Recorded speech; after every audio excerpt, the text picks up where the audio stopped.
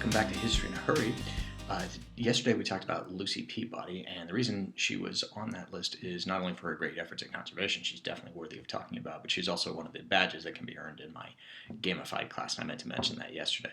So today's Thursday. We're going to talk about just kind of what happened in history today.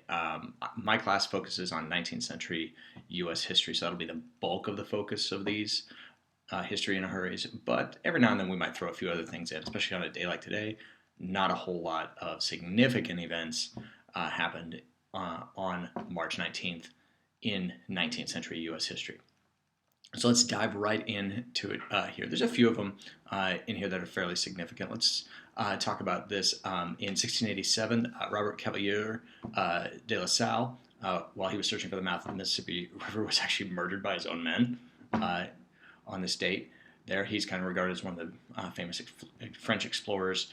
They're making contact with Native American tribes in that early eras of exploration of the North American continent. In a humorous twist, I love this quote here in 1649. The House of Commons passes an act abolishing the House of Lords, calling it, quote, dangerous and useless to the people of England, which is just kind of a wonderful little phrase. But kind of spinning it forward into more recent U.S. history, or at least 20th century U.S. history.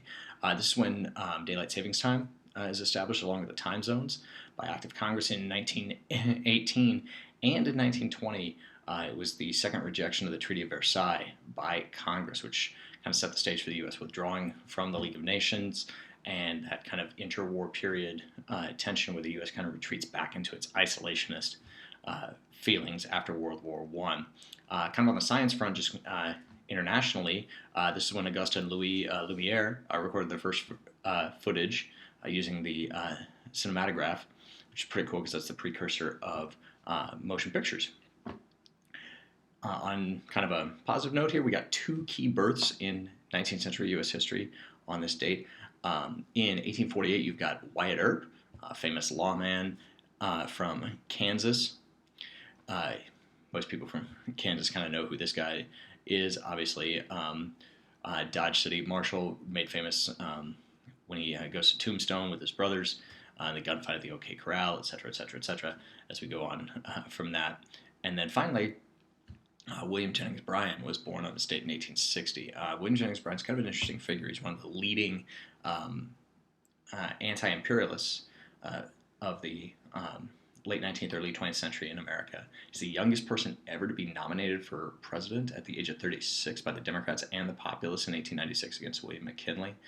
He doesn't end up winning, but he does bring to light some of the problems of farmers and the average American. He was often referred to as the great commoner because of his passionate speeches and his ability to connect with the common person. He pushed for some inflationary policies, like unlimited coinage of silver, but the Populists also pushed for things like the direct election of senators, which did end up passing with the 17th Amendment. Later, he would be appointed by Woodrow Wilson to be a Secretary of State as kind of an anti-imperialist. Bryan had spoken out against the U.S. gaining territory overseas, like the Philippines, like Guam, during the Spanish-American War.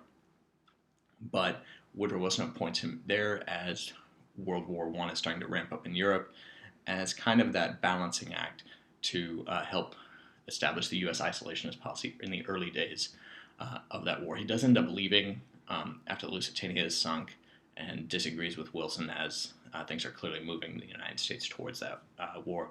He gets actually involved in kind of the crusade against Darwinism, and kind of retreats back into more of his religious beliefs.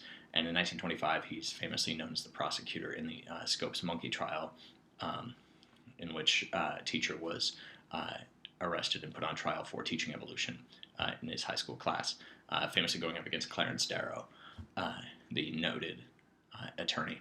But that's kind of a recap of kind of big events that happened on March 19th in the history of the world. This has been History in a Hurry.